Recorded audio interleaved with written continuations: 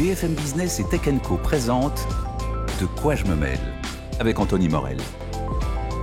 Bonjour à tous, bienvenue dans De quoi je me mêle, votre rendez-vous tech du week-end. On est ravis de vous retrouver comme chaque semaine pour commenter, disséquer l'actualité technologique de ces derniers jours sur toutes les plateformes évidemment. C'est consommable sur BFM Business, en radio, en télé, sur YouTube, sur Spotify, vraiment comme vous le souhaitez. Le hashtag DQJMM pour discuter avec nous. Alors vous l'aurez reconnu à la voix, c'est pas François aujourd'hui. Non, François, l'ami François est en vacances. Il nous écoute, je le sais, on l'embrasse très fort et donc c'est moi, c'est Anthony qui tient la boutique comme on dit cette semaine. On va essayer d'être à la hauteur du patron. Pour le reste, vos habitudes ne vont pas changer, ne vous inquiétez pas. On va essayer de vous réconforter. On est le premier week-end de novembre, c'est pas la période la plus enthousiasmante de l'année, mais on a quand même des news tech assez excitantes à vous partager. De quoi je me mêle, c'est parti.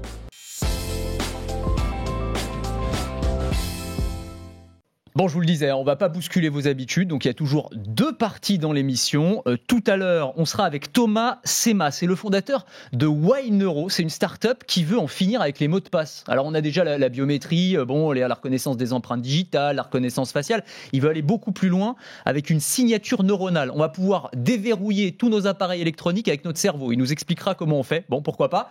En attendant, on a évidemment notre club de la presse IT, comme chaque semaine, pour commenter avec moi l'actualité tech de ces derniers jours. On a à ma droite Mélinda Davansoula. Salut Mélinda. Salut Anto. Journaliste maison, journaliste Tech & Co évidemment, notre globe trotteuse. C'est la journaliste Tech & Co, je pense, qui a le plus de miles sur son compte. Clairement, un jour à Cupertino, un jour à Dubaï pour le JTech, qui était là, c'est ça ? Exactement. Un jour à la Paris Games Week. C'est à côté. Porte de Versailles, il y a moins de miles. C'est pas mal. Mais voilà, en tout cas, on est ravis que tu sois avec nous pour commenter l'actu. Et puis Olivier Frigara, salut. Bonjour Anthony. L'animateur et le créateur d'On refait le Mac. Podcast évidemment très connu, j'espère que vous écoutez tous On refait le Mac, c'est quand même une référence dans le marché de la tech.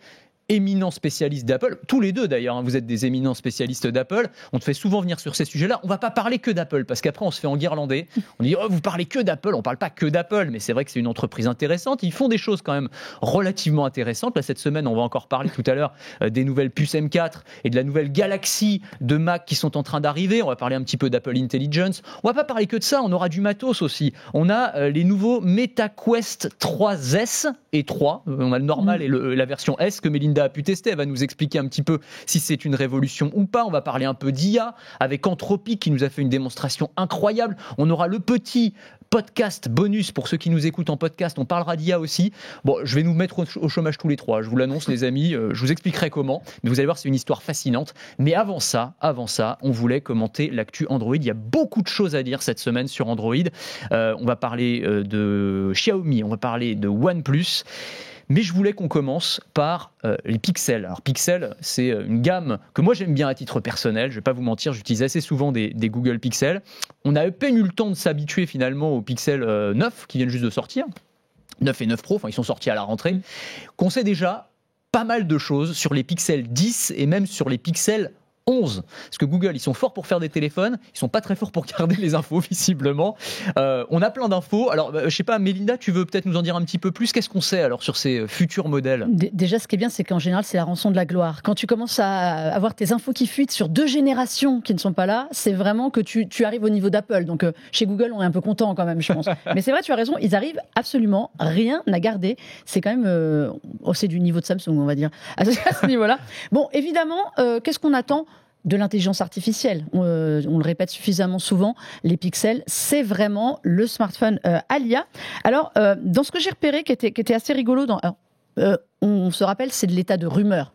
Ouais. On sait que les rumeurs tendent à devenir des réalités chez Google, mais voilà, rappelons que pour le moment, ce ne sont que des rumeurs de smartphones qui sortiront au mieux à l'été 2025. Donc, il y a de la marge.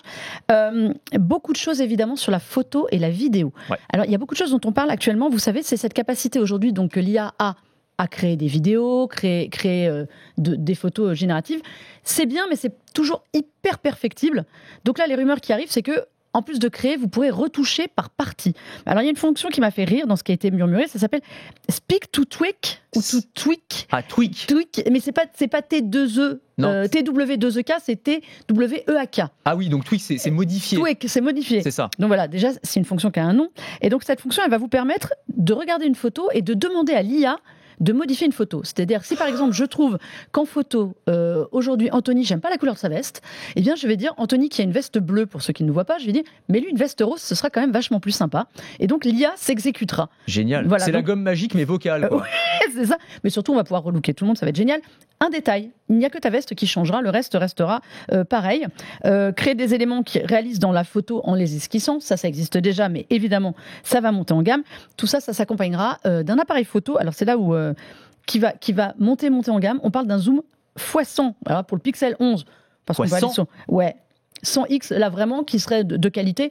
Bon, alors, C'est du numérique, rassure-moi. Enfin, J'ose espérer que c'est du numérique, non, même il si y a c'est. un gros téléobjectif Oui, C'est- derrière. c'est c'est ça. ça. C'est peut-être ça la nouvelle technologie. Et Bon, il sera un peu plus épais. Mais Bon, il c'est- serait voilà. hyper haut de gamme parce que, évidemment, l'IA derrière traitement va prendre la derrière, photo bien pour sûr. vous. Et donc, on arrivera quand même à des délires photo en basse lumière. Après, on est sur des trucs à l'IA, on n'a plus rien à faire. C'est-à-dire qu'on ne prend pas la photo, on la retouche pas, on laisse faire. C'est vraiment très IA, avec évidemment le Tensor qui va bien avec. Ouais, basse lumière, tu dis, j'ai lu que tu pourrais faire des vidéos dans une luminosité qui correspond à, tu as une bougie étoile, quoi. voilà, qui éclaire la pièce et tu pourras prendre des vidéos et avoir une qualité absolument spectaculaire. Olivier? Alors, on a fait des comparos avec les dernières générations d'iPhone, hein, des émissions plutôt bien marché. C'est vrai qu'ils aiment bien, notre audience, avoir une comparaison entre les Pixel 9 et les iPhone 16. On voit que depuis des années, Google progresse, s'impose comme un vrai constructeur, essaie de montrer la voie par rapport aux autres constructeurs C'est un Android. équivalent Android dans la philosophie d'Apple, je trouve vraiment. Exactement. Bon, ils ont mis du temps à trouver la bonne voie, parce qu'on ne s'improvise pas constructeur comme ça du jour au lendemain.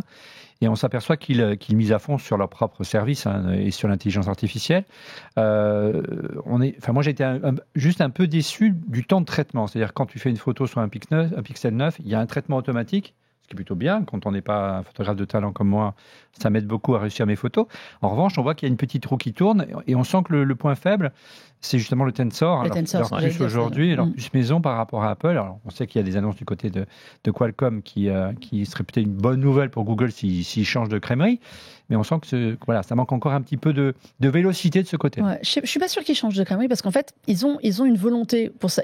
Comme tu dis, ils ont mis du temps avant de trouver la bonne recette. Ils étaient sur des smartphones à l'IA depuis le 2, donc ça, ils avaient compris. On se met sur ce créneau-là, personne n'y est, on y va.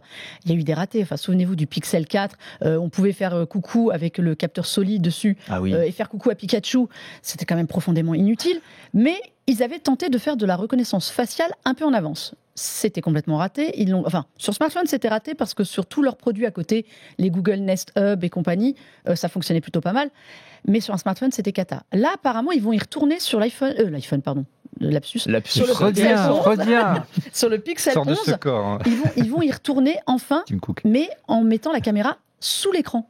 Ah oui, le c'est ça. capteur infrarouge sous Ouais, l'écran. intéressant. Donc Donc, ils ils reviennent. essayent Mais ils d'aller. expérimentent, c'est ça qui est Ils intéressant quand expérimentent. même. Enfin, moi, c'est ce que j'aime bien aussi avec cette gamme. Ils ont eu du mal à s'imposer, c'était des parts de marché qui étaient ridicules. Pixel, on voit que ça commence quand même à décoller, que quand tu discutes dans la rue avec les gens, ça y est, ça commence à imprimer, tu vois. La bascule se fait aujourd'hui pour moi entre les smartphones sont de bonne qualité et en effet il y a des prouesses et on l'achète. Ouais. Parce que pendant très longtemps, le 5 par exemple, le Pixel 5, on avait dit il est super, il fait plein de choses, la photo est montée en gamme, le design était très sympa, plus discret d'ailleurs qu'aujourd'hui, mais Aujourd'hui, personne c'est des l'achetait. clones d'iPhone. Hein. Tu as vu le design, Ouais, c'est c'est complètement, hallucinant. mais ça chez tout le monde. Ouais. Mais c'est vrai, s'il y a la barre photo derrière qui est un peu Le dos, on les identifiée. reconnaît, c'est vrai. Mais ils avaient du mal entre c'est super bien et c'est super bien, on l'achète. Aujourd'hui, on l'achète pour les gens, pour les consommateurs, c'est devenu un smartphone de référence. Le Donc virage, ça, c'est intéressant pour c'est eux. vraiment fait avec, je crois, les Pixel 7, on peut Ouais, dire je dirais ça, 7, oui, ouais. Je suis d'accord. qui ont marqué une Ils sont voie de l'IA++, différente. ouais. Et puis surtout, cette année-là, ils ont vraiment cassé les prix. Hein. C'était 30 à 40% moins cher qu'un iPhone. Oui, ils t'offraient la montre avec. Ouais, il y mais avait tout ce là-dessus truc. aussi, Ils sont en train de s'en sont revenus, là, là. Là, ils ils sont en en train sont de revenus, revenir. clairement. Mais c'est le Tensor. En fait, ils ont fait le pari de faire leur vraie puce à eux et d'y croire. Le Tensor, alors le Tensor a quand même quelques lacunes.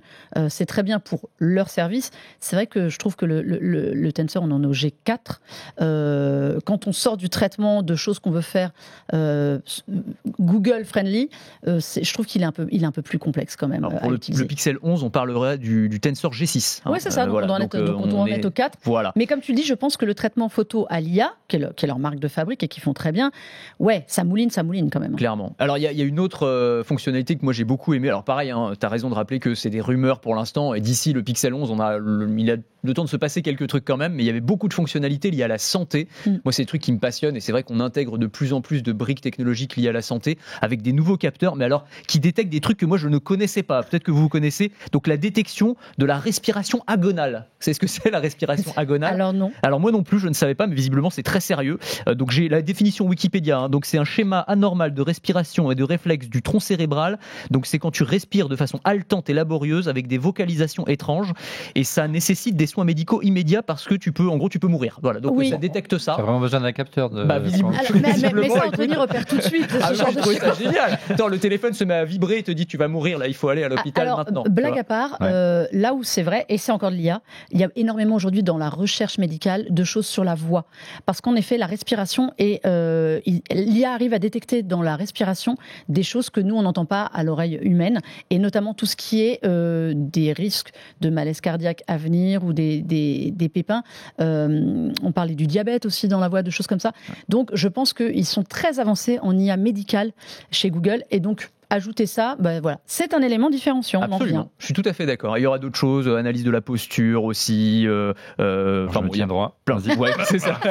Oui, mais tu n'as pas ton Pixel en main. Le sommeil, les chutes, analyse de la démarche. Bon, on verra tout ça. En tout cas, des choses assez intéressantes, je pense, du côté de Pixel à venir dans les mois qui viennent. On va rester dans l'univers Android. Je vais vous laisser. Non, mais il nous présente comme deux spécialistes Apple et puis il nous fait faire que du Android. Je vous dis, sinon après, on se fait enguirlander. C'est une provocation. On va en venir à Apple après, vous inquiétez pas, on va en parler, mais quand même. Allez, non, mais moi je veux dire, attendez, parce que il y a des nouveautés quand même du côté des fabricants chinois. On a eu du Xiaomi cette semaine, les Xiaomi 15 et 15 Pro.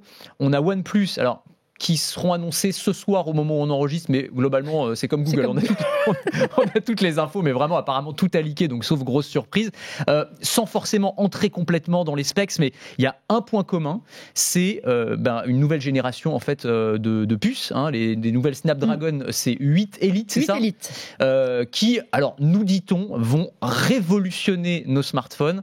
Qui peut m'expliquer pourquoi? Qu'est-ce que ça va changer concrètement les 8 Elite? Melinda et puis après Olivier. Écoute, oui, on peut y aller. Alors, c'est parce qu'il y a eu le grand raout habituel, annuel de Qualcomm pour présenter sa puce Snapdragon. Donc, évidemment, tous les ans, en fin d'année, on nous présente la nouvelle puce qui va rivaliser, parce que c'est ça l'idée, avec les puces Apple. Donc, Snapdragon 8 Elite, tout devient Elite, de toute façon. Sur les PC à l'IA, c'est que de l'Elite. Chez Snapdragon, tout devient Elite. C'est toujours les mêmes. En fait, c'est toujours les mêmes questions. C'est-à-dire, comment est-ce qu'on rend les smartphones plus autonomes, donc qui consomment moins pour faire plus de choses, plus de performance, évidemment, parce qu'il faut y aller. Là, ce qui est intéressant, c'est que évidemment, depuis 2 ans, 3 ans, on ne parle que d'IA. Et la grande question de l'IA, c'est que c'est très bien. Il faut des puces qui soient beaucoup plus performantes. Donc celle-là serait 45% plus performante et plus rapide en exécution que la précédente génération. Mais surtout, elle va permettre l'IA multimodale sur le smartphone. Et oui, ça, c'est une vraie question aujourd'hui. Quelque chose. On a déjà entendu ça. C'est quoi il va parler. On y vient après. Mais non. Mais c'est un vrai. Non, mais c'est. Ça a plusieurs choses importantes là-dessus. C'est-à-dire que c'est très bien, ça fait du calcul, vous n'avez pas de réseau, vous pouvez quand même utiliser toutes vos fonctions à l'IA. L'argument aussi, et qui a évidemment été avancé, c'est la confidentialité des données. Parce que quand vos données, elles partent dans un serveur, on ne sait où, pour vous demander la recette de la quiche Lorraine, vous ne savez pas où elle est passée. Très important. Très important. Sur la pizza hawaïenne. Si on peut faire la pizza hawaïenne en local, on va se fâcher. Personne ne sait quel mail vous avez reçu. Et voilà. Non, blague à part, c'est vraiment une des questions essentielles aujourd'hui. L'IA, c'est bien. Quand il y a besoin de serveurs, donc de puissance en dehors de votre smartphone, ça devient quand même compliqué.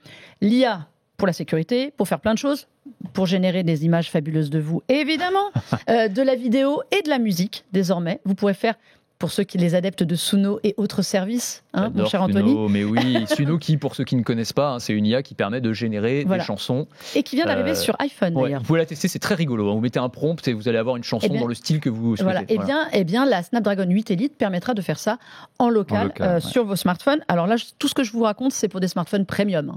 Il faut quand même qu'on ait bien conscience de ça. Traduction en temps réel, conversation, texte, image, plus précise et sans cloud. Donc on y vient à ces questions de traduction et de transcription en local.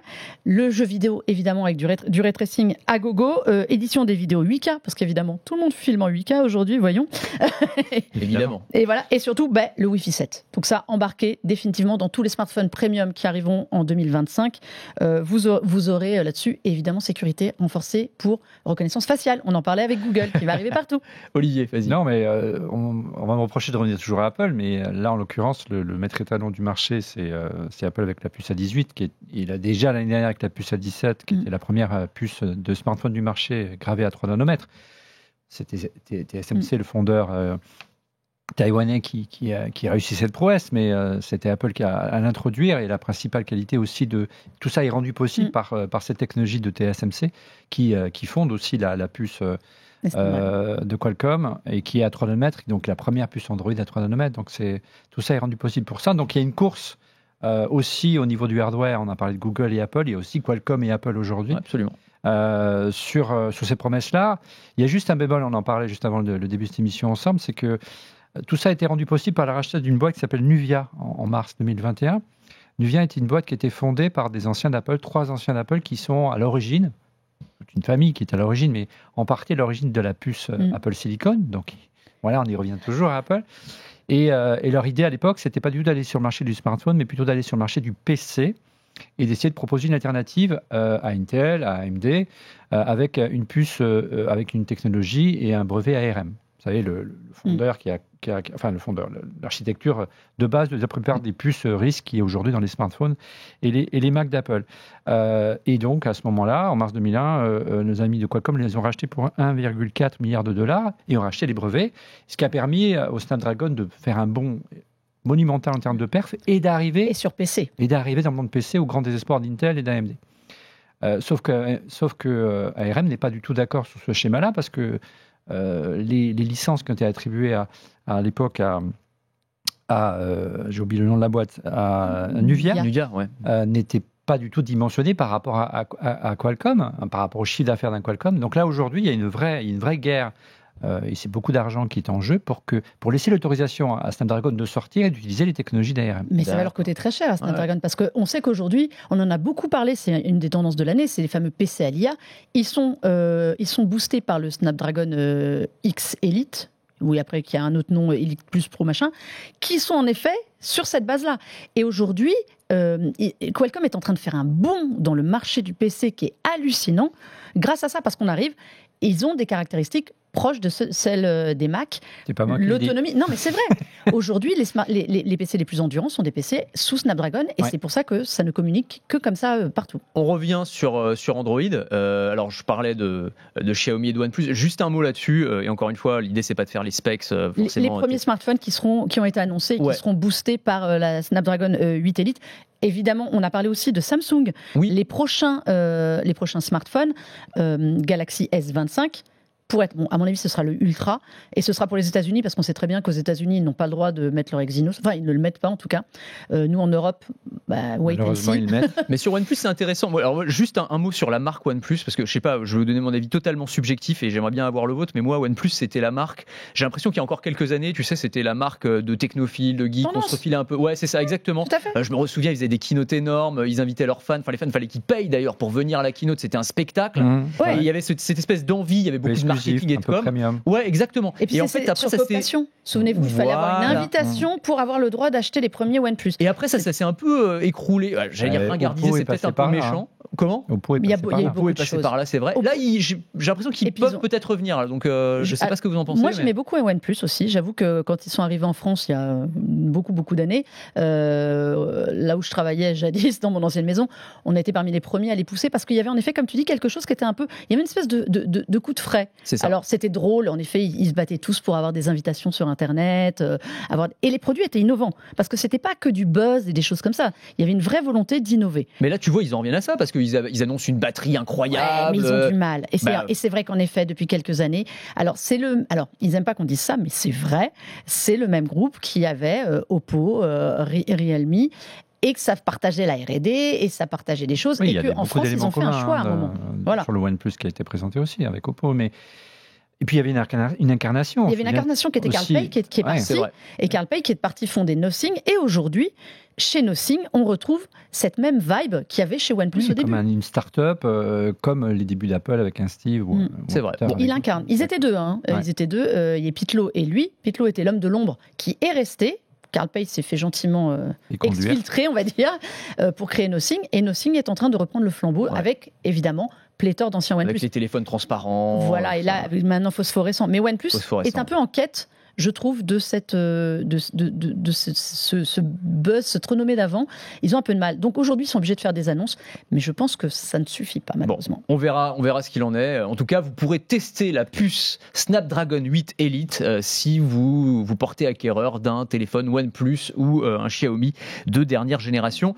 On va arrêter là sur Android pour l'instant et on va parler un petit peu d'Apple quand même, parce qu'il y a des choses assez On intéressantes. soit pas venu Je pour sais rien, qu'il quand vient même. d'impatience, Olivier. Non, mais c'est vrai que Non, mais je mine de rien, les puces M4 là, c'est quand même assez intéressant ce qui a été annoncé au niveau des nouvelles générations de Mac. Alors il y en a eu, il y a du MacBook Pro, il y a le Mac Mini. Moi, c'est celui qui m'a le plus intéressé, je dois dire, dans les annonces. Je suis pas utilisateur de Mac, je vous le dis les amis, mais rien que sur On le va y Mac, je suis arriver, désolé, hein. On va y arriver. on peut pas tous. On va te ramener du côté obscur. Ouais, on va en discuter. Non, mais quand même, juste le Mac Mini, il faut le décrire pour ceux qui ne l'ont pas vu et qui nous écoutent. Il est tout petit, mais vraiment, Mac Mini, là, pour le coup, il a jamais aussi bien porté son nom. Le Mac Mini était plutôt Maxi ces dernières années. Hein. Ouais, Il c'est n'avait vrai. pas évolué le design n'a pas évolué depuis 2012, je crois, donc ça fait presque 12 ans. Je ne sais pas ce que faisaient les designers d'Apple pendant 12 ans pour ne pas réduire la taille du Mac Mini. Quand on C'est voit une les- galette. Ouais, En quand plus. on voit, Bah, quand t'avais on voit la les galette, nuques, t'avais le rapa fromage, donc c'est bien, ils avaient toute la Non, mais galaxie des.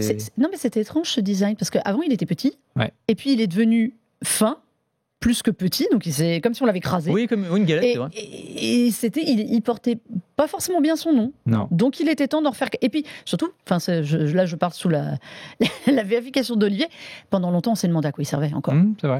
Il avait disparu. Son intérêt premier qui était, vous avez un ordinateur puissant, tout petit qui prend pas de place, vous pouvez en mettre 15 si vous voulez chez vous, ce sera joli. On avait complètement perdu de son intérêt jusqu'à ce qu'il soit équipé un peu d'une puce M. Et là, on y revient. Oui, là il est vraiment mini. Hein. Ils ont divisé quasiment par deux la taille. Ça se tient dans la main, en gros, quoi. 19,7 à 12,7, on est quasiment à la taille vraiment d'un Apple TV là pour Dans le une coup. grande main. Voilà. Une grosse Apple TV plus épaisse, un peu comme le Mac Studio. Il ressemble à un mini Mac On Studio. y remet, ouais, je trouve aussi. En Et dans gros. l'esprit, c'est un mini Mac Studio. Et si tu veux, jusqu'à maintenant, même si le M lui avait donné un joli coup de boost au Mac Mini, c'était toujours un Mac un petit peu au rabais, dirons-nous. Du moins quand il était en version Intel. Là, c'est un vrai Mac et ultra puissant en fait. Ça peut être même une station de travail. Nous, on réfléchit à l'utiliser pour une station de montage. On était plutôt sur le Mac Studio jusqu'à maintenant. On se dit, waouh, avec la puce M4 Pro, on n'a pas besoin de passer à l'Ultra. C'est assez bluffant. Elle est hyper compacte, elle est hyper silencieuse. Il y a un système de refroidissement qui a été vraiment optimisé. Ils ont C'est là gardé. qui est le cœur de la bataille, hein, dans un volume aussi petit. On sait que ces volumes-là existent en termes de taille depuis très longtemps dans le monde Intel avec le NUC, qui est arrivé il y a une dizaine d'années déjà dans le monde Intel. Donc, c'est pas nouveau ce volume-là. Même les Intel sont moins épais, sauf que la plupart des NUC, ils ont une alimentation externe. Là, ils ont réussi la prouesse d'avoir une alimentation interne, d'où l'effort fait sur le système de refroidissement. Voilà, donc c'est une belle machine puissante. En gros, on disait dans l'émission l'autre jour dans Refait le Mac, on disait ça va nous donner envie à nouveau d'avoir un ordinateur de bureau. Ouais. Je suis tout à fait d'accord avec toi. Alors là, pour le coup, c'est vrai que les NUC, on attendait en fait un Mac Mini dans cette. Alors les NUC, je ne sais pas si les gens savent ce que c'est. C'est Vas-y, vraiment explique. ce côté mini ordinateur que Mini vous PC. ne voyez plus, mini PC que vous ne voyez pas sur votre bureau, qui prend très peu de place. Moi, j'ai jamais été un fan du Mac Studio. Je trouvais que c'était un bon compromis parce qu'effectivement, il offrait tout ce que voulaient, notamment la plupart des monteurs vidéo. Donc, avoir une machine puissante, relativement compacte et à un prix contenu comparé à un Mac Pro. Mais c'était pour moi, en matière de design, pas du tout la philosophie d'Apple. C'est pas un Mac Mini, c'est vachement épais et c'est pas une tour, c'est la moitié d'une tour. Mais en gros, c'est un compromis. Et pour moi, pas vers le vieux gardien du temple, mais quand même, c'était pas du tout dans la philosophie d'Apple. Là, on retrouve vraiment la philosophie d'Apple dans le Mac Mini, de la puissance ultra compacte, la puce M4 gravée à 3 nanomètres, qui est arrivée dans l'iPad avant l'été, maintenant se généralise sur tous les Macs. M4 de base, M4 Pro pour faire des stations de montage, mais même le M4 à 699 €, ça va dépoter. Après, il est loin d'être parfait, cet ordinateur. Il y a quelques défauts. Vous parliez tout à l'heure du Wi-Fi 7 qui est généralisé dans le monde Android. Il n'est pas arrivé sur Mac. 6E, là, c'est ça. Et ce sera que 6E. Ça, c'est dommage. Ça, c'est dommage. Ça, c'est un peu dommage. Moi, ma vraie question, c'est quels sont les usages qui vont être faits d'un Mac Mini en fait, à qui s'adresse vraiment? Et est-ce que la puce M4, alors Pro ou Max derrière, ne va pas être surdimensionné pour l'utilisation qui va en être faite. Après, le truc qui est vraiment bien, c'est que le prix reste le même. Oui, c'est pas excessif non plus. C'est pour le coup, dans la galaxie Apple, on va dire. 700 €, un Mac puissant sous puce M4. Honnêtement, moi, je pensais que le prix partirait. Alors, il passe à 16 Go de RAM. Ouais. Celui-ci aussi. Ouais. C'est fini, les Macs à 8 gigas. Ouais, ce qui devient un peu un minimum quand même. On va pas se mentir là-dessus. L'année dernière, Apple nous jurait la main sur le cœur. Que 8, ça suffisait. 8, ça suffit parce que dans le monde Apple, c'est pas comme dans le PC. Et puis... Ce qui est vrai. Ce qui est un petit peu vrai. Après, l'intelligence est arrivée. Il se dit peut-être qu'il faudrait un peu plus de mémoire pour faire tourner un peu l'intelligence. Je pense que si on veut pas avoir que 3 ans de mise à jour chez Apple, ce qui serait quand même une hérésie, oui, il valait peut-être mieux commencer à booster le tout. Ça montre aussi qu'ils n'ont pas anticipé le virage de l'IA aussi. Ils ont mis tant de temps à mettre de la mémoire, que ce soit dans le Mac ou dans l'iPhone. Les MacBook Air, là, qui passent enfin, qui ne changent rien, ils passent à 16 Go. Pas la puce M4, mais à 16 Go. Bon, on va arrêter là sur la puce M4, mais on a bien compris en tout cas qu'elle allait envoyer du lourd. Hâte de pouvoir tester ça aussi. On va rester dans l'univers Apple une seconde, juste pour dire un mot d'Apple Intelligence, parce qu'on en a beaucoup parlé.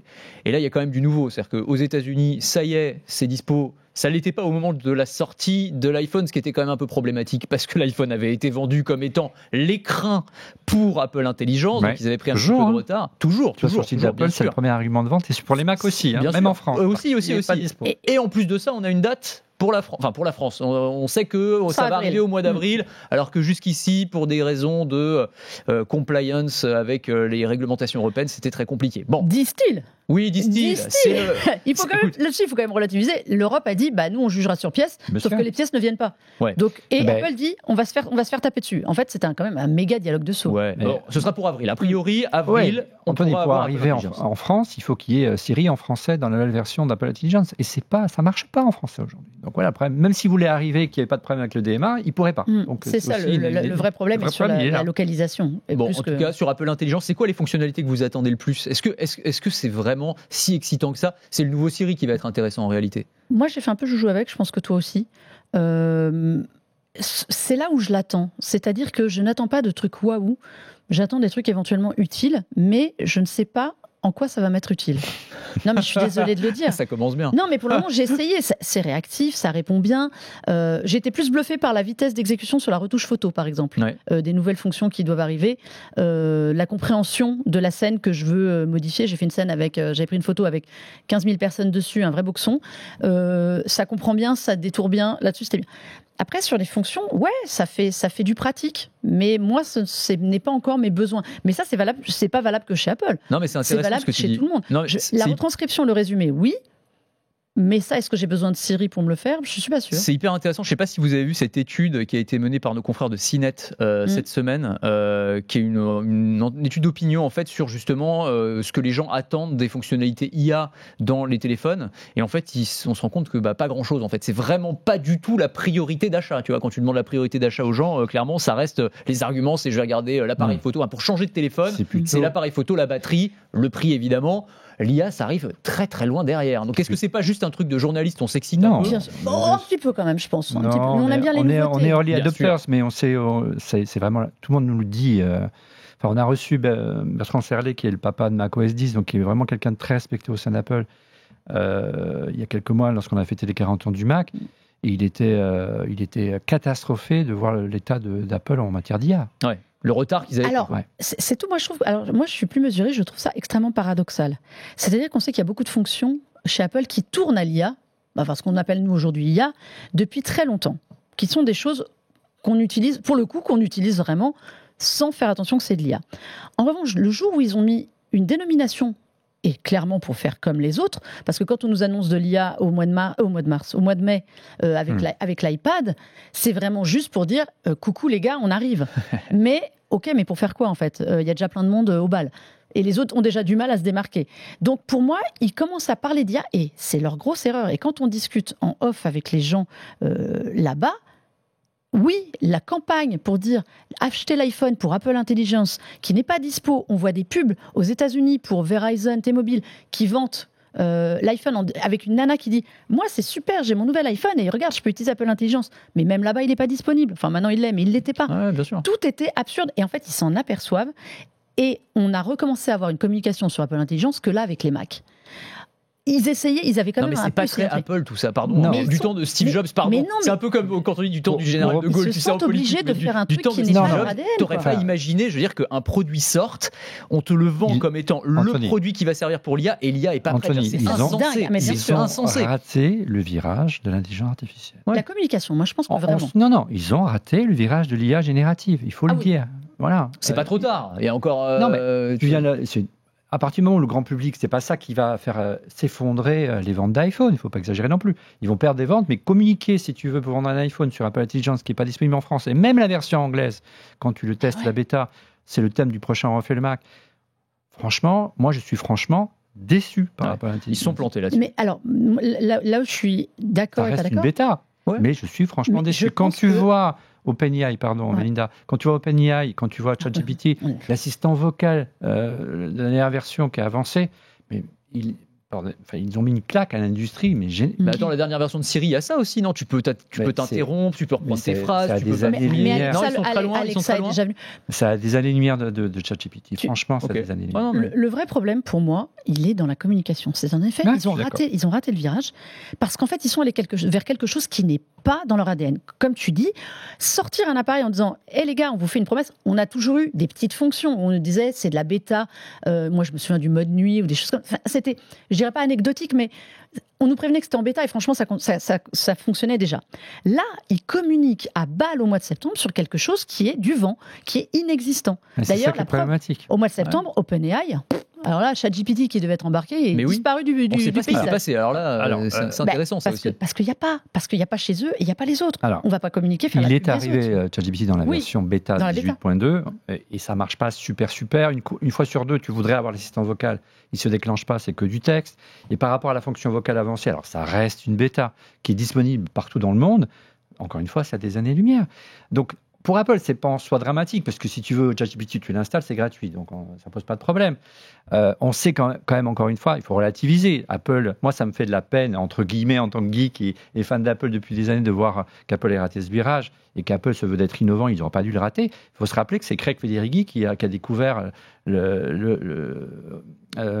aidez-moi, ChatGPT, lorsqu'il est sorti, en même temps que nous, lorsqu'on l'a installé sur nos téléphones, nos ordinateurs, au mois de décembre, il y a 2 ans, quoi. Il a appelé Tim en disant, Tim, là, je crois qu'on a loupé un virage. Voilà. C'est comme ça. Ça s'est passé comme ça ? Il a fait une interview, il a raconté que c'était passé comme ça, quoi, en gros. Mais tu vois, c'est dingue. Et parce que je pense que ce n'est pas dans leur ADN. Et donc là, ils se sentent obligés d'aller vers quelque chose qui ne leur correspond pas. Mais en soi, c'est pas gênant, Melinda, parce qu'effectivement, on sait que la boîte qui est en première ligne par rapport à OpenAI, ça reste Google, parce qu'aujourd'hui, les jeunes, ils utilisent C'est Gemini ils utilisent un prompt plutôt que d'aller dans le moteur de recherche de Google.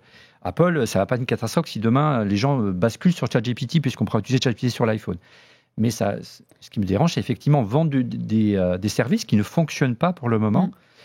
Et la plupart des démos, tu vois bien, c'est de la 3D, il n'y a pas une personne qui est sur scène, avec, comme a fait OpenAI au mois de juin, ils font une démo. Ça, ils ne l'ont pas fait encore. Google fait des démos qui foirent. Oui, mais au moins, ils font des démos. Mais je pense qu'ils ont été vraiment dans la précipitation. Ça ne leur ressemble pas, parce que d'habitude, Apple, on connaît bien. Ils regardent une technologie, ils attendent 1 an, 2 ans, 3 ans, ils la peaufinent. Mais là, sauf que là, ils ont tellement été obligés, tout le monde, il y a eu tellement cette hype autour de l'intelligence artificielle générative, ils ne pouvaient pas se permettre. Donc, ils ont été obligés de le faire dans la précipitation, ce qu'ils n'ont pas l'habitude de faire, tout simplement. Pour moi, ils ont une proposition à laquelle ils doivent se tenir. C'est-à-dire qu'ils ne veulent pas d'une IA waouh. C'est pour ça qu'ils s'allient ChatGPT en disant, globalement, vos questions un peu à la con, vous les poserez à ChatGPT. Nous, on fait du fonctionnel, on fait du truc pour vous. Soit, mais il faut rester là-dessus. Et tu vois ton étude disant, les gens s'en foutent. Apple, avant, aurait entendu ça et aurait dit « Non, mais on retarde, on n'a pas besoin d'y aller ». Là, ils sont pressés par toute l'industrie, ils se sentent à la bourre et acculés. Ils y vont, et ils y vont pas bien. Bon, il y a une autre entreprise qui est présente sur l'intelligence artificielle, c'est Meta. Ils en font beaucoup aussi, et ils font pas que de l'IA, ils font aussi Et des casques, Oui, des parce- casques et des lunettes. Oui. Alors les MetaQuest, MetaQuest 3, MetaQuest 3S. Alors ça, c'est les tout derniers qui viennent de sortir, hein, c'est ça? Alors, Linda le 3 était sorti il y a quelques Ouais. mois. Le 3, c'est le remplaçant du Quest 2, casque autonome. Gros succès sans commercial, fil. enfin. Énorme succès à commercial. l'échelle le de 2. la VR, hein, toujours. Mais... Oui, voilà. Allez, on parle à une petite échelle, mais ça a quand même un peu bousculé le marché, ce côté casque autonome.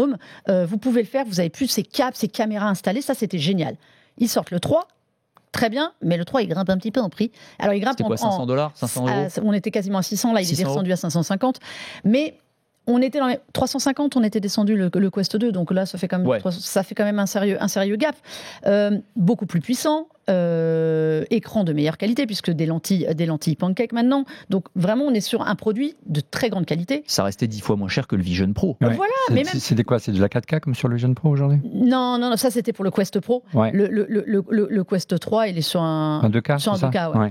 Et donc on était sur un produit de très bonne facture. Donc ça reste quand même très honorable. Ah, en mais tout c'est- cas. et puis à un prix, voilà, on sait qu'il serre un peu le prix sur le public parce qu'il se rattrape sur le business, le B2B, mais Oui, la prix division, juste un mot là-dessus, hein, parce qu'on a eu les résultats de Meta là, qui sont tombés cette semaine. La division Reality Labs, donc qui fait les, Ah, mais ça se les casse casques la et tout, figure. en 4 ans, depuis 2020, c'est 54 milliards de dollars de pertes. Je sais Ah non, pas non, si mais vous ça- vous c'est rendez ça. compte. Milliards. le C'est métavers un est passé truc par de là, malade bien mental. sûr, bien Ah oui, sûr. vous avez Mais- toute la promesse du métavers et tout. Bref, je Mais ferme bon, la voilà. parenthèse. Mais on était sur un casque hyper bien, mais trop cher.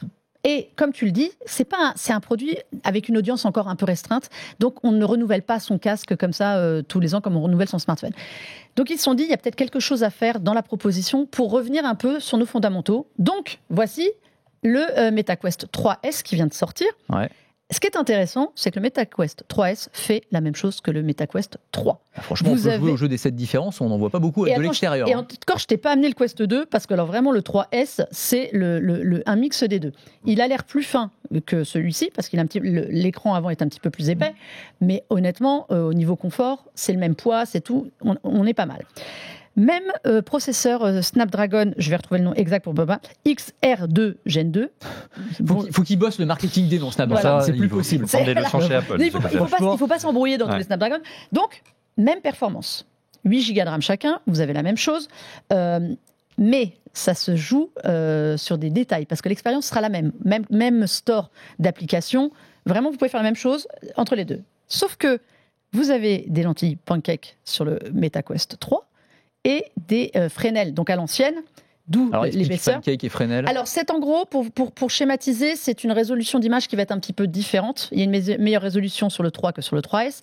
Et souvent, ça se joue, allez, on va dire aux bordures d'écran où la vision est un petit peu plus floue. C'est un petit peu moins net. Donc tu vas avoir un angle de vision plus large. Alors, en voilà, fait. c'est 110 avec les pancakes sur le 3 et on est à 96, quelque chose comme ça, sur le 3S. Ça se joue à ça. Mais, mine de rien, ça change aussi l'expérience. Pour avoir testé les deux, le 3S, la qualité d'image est bonne, mais elle est quand même moins bonne que sur le 3. Vous avez une image qui va être un parce peu que tu as plus... testé les deux. Si t'en avais C'est pris exactement qu'un ce que j'allais seul, dire. bon, Si j'avais que le 3S, elle est amplement suffisante. Ouais. Si vous recherchez vraiment, par exemple, à regarder Netflix avec une image nickel, parce que c'est aussi l'avantage de ces casques-là, pouvoir faire de la productivité, jouer, avoir du multifenêtre vraiment sous les yeux.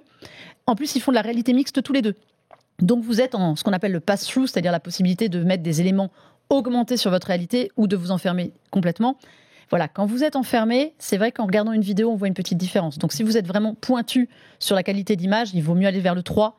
Si l'expérience de base vous suffit, sur le 3S. Oui. Tu as toujours le phénomène de pixelisation qu'on avait vu quand on comparait le Vision Pro. Je sais qu'on compare une Formule 1 avec une mobilette, mais Alors, c'est vrai. Une Formule 1 avec Mais une non, mobilette. c'est vrai, la qualité d'image d'un Vision Pro, pour utiliser aussi le Vision Pro, l'erreur qu'on a fait, c'est ça. C'est c'est quand on sans commune mesure. moi, j'étais pas du tout dans cet univers, donc on a commencé par le Vision Pro et puis on a comparé au reste du marché. Et Non, c'est il faut pas incomparable. faire ça Faut parce pas faire ça. que tu passes d'une machine à 4 000 euros à une machine à 600 Ouais, euros à bien sûr. l'époque. C'est pas comparable. Et l'image était pixelisée sur le Bah, Meta.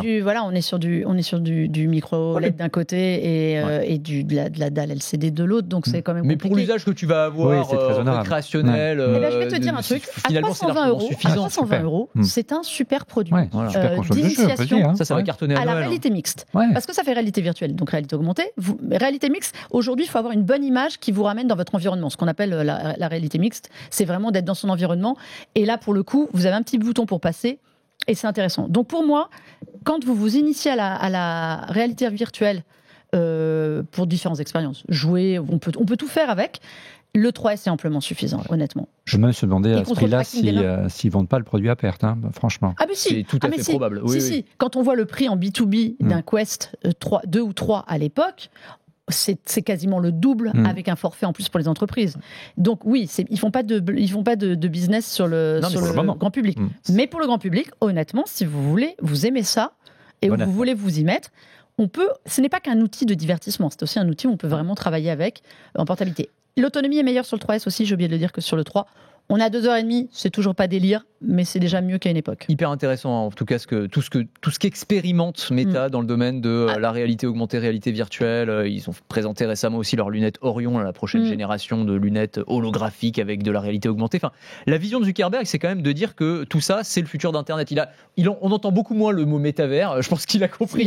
Il a compris que ça servait à rien. Il s'est un peu calmé, mais je crois qu'en tout cas, il a toujours cette conviction que le futur d'Internet, il sera devant nos yeux. C'est-à-dire vraiment, ça prendra la forme de lunettes, de casques, mais en tout cas, le futur du smartphone passera par ce genre de device. Moi, je préfère le Ray-Ban quand même, de loin. Les Ray-Ban ouais. Mais les Ray-Ban, on en a parlé, c'est le modèle de Ray-Ban le plus vendu actuellement, tout modèle confondu, tu vois. Enfin, il y a un vrai. Non, mais c'est très drôle. Et la qualité d'image, elle monte en gamme de manière extraordinaire sur les Ray-Ban Meta. Bon, gros carton à Noël en prévision pour. Si vous aimez la réalité virtuelle, franchement, voilà, le 3S vraiment est suffisant. Il nous reste, 3 minutes pour parler d'Anthropic, parler un petit peu d'intelligence artificielle. Je ne sais pas si vous avez vu cette démo, les amis, incroyable, qui a fait beaucoup parler dans le monde un peu technophile. Pourquoi c'est important de faire des vraies démos?